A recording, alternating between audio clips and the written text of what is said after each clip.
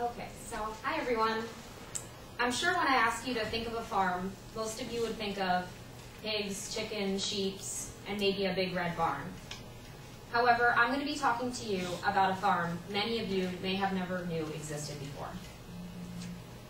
Today I will explain for you what I have learned about salmon farms and also how they impact our ocean life and our own bodies.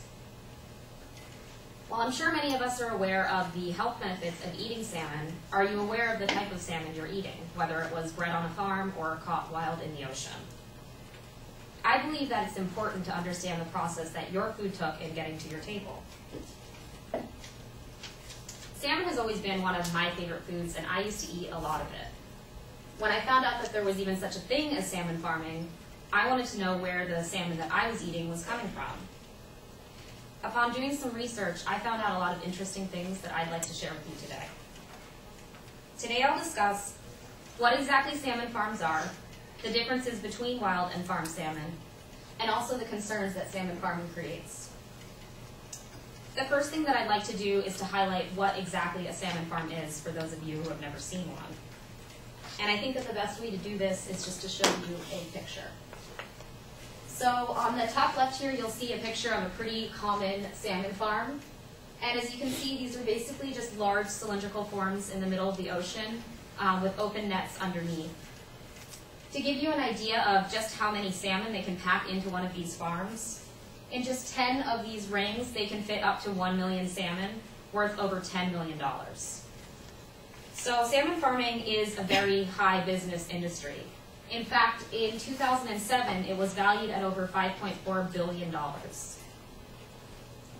It does take 2 to 3 years for the salmon to grow to adult size, where they're able to sell them commercially.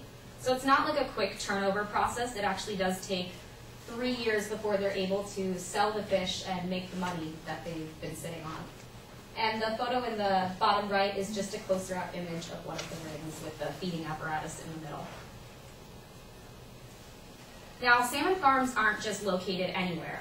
In fact, the United States only produces 1% of all farmed salmon. So you're probably wondering where it comes from. Well, as you can see in this chart, over 70% of farmed salmon comes from Norway and Chile alone. If you add in the United Kingdom and Canada, you have almost 90%, with the rest of the people only contributing about 1%. So it is very concentrated in Norway and Chile out of the country. So now that you have an idea of what a salmon farm is and where they're located, I'd like to talk to you about the differences between wild and farm salmon. Now, not all salmon is created equal. In fact, as you can see here on this slide, I'm sure what pops out to you, most of you right away, is the color difference between the wild cut and the farmed cut. And this is pretty simply because the wild salmon has a natural diet of pink krill, and the farm salmon does not have that diet.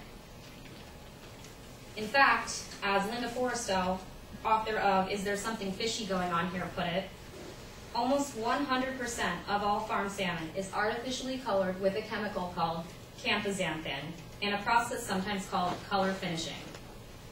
In fact, farm salmon would be gray if it weren't for the farmers adding this additive into the feed. So it is quite concerning that the fish on the right is not even the same color as real salmon and is not eating any of the diet that natural salmon eats. As you can see from the picture, the farm salmon also has a much higher fat content than the wild salmon, which you can see by the thicker white lines in the fish. And this is just due to the fact that the farm salmon does not have nearly as much exercise or rigorous movement as the wild salmon does. If you're also wondering how you can tell the difference, unfortunately you can usually do so just by looking at the price tag, as wild salmon is typically 3 to 4 times more expensive than farm salmon. It is also necessary for anywhere that you're buying it to put it on the label. So you can always just look at that as well. So now that you have an idea of the differences between wild and farm salmon, I'd like to talk to you about some of the concerns that salmon farming creates. Now, salmon farming causes concerns for both our own bodies and the surrounding ocean life. Because the farm salmon are fed so many chemicals and they're kept in these open nets, there's nothing keeping these chemicals from seeping out and affecting the local ocean life around them. Now, the salmon in the farms do need antibiotics and chemicals to keep them from getting diseases, but the fish outside of these areas do not, and unfortunately they're still getting these medication because they're leaking out into the water. Salmon farming was also thought to help sustain wild fish populations, but it's actually been noticed that it takes up to 5 pounds of wild fish feed ground into meal to make just 1 pound of farmed salmon. So it's actually not a sustainable alternative. Well, another concern with salmon farming is the sea lice problem.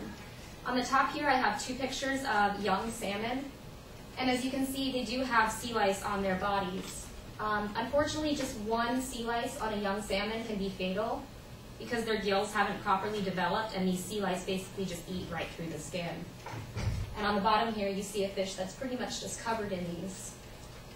The farms are creating a problem with sea lice because they're packed in such close numbers. If you think of a dog with a flea infestation and you put a bunch of other dogs around him, you can imagine how these numbers can just rise.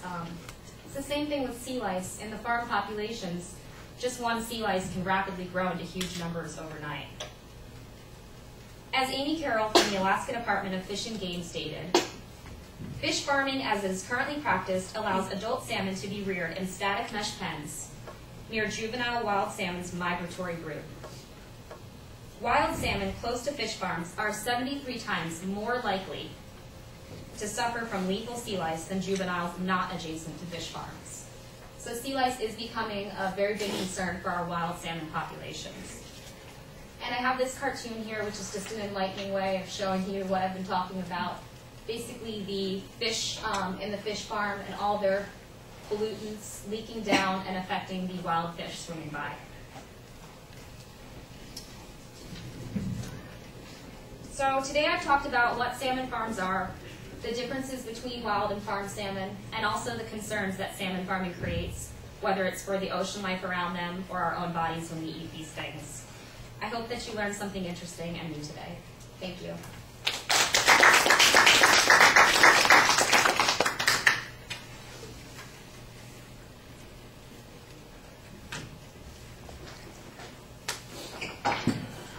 Brianna, what did you think? Brianna, you're not here? Of course not. That would just make life easy. Okay.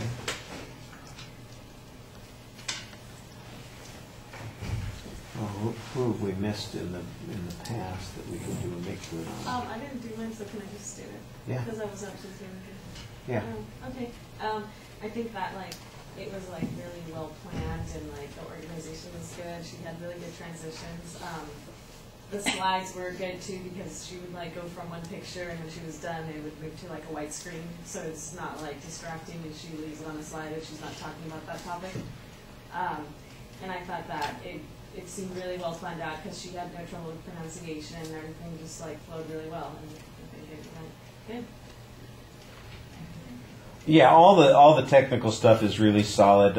Everything that you did organizationally is easy to follow. Good transitions. You planned the visuals so that you're showing the important things. I thought that you did a nice job explaining concepts as you talked about.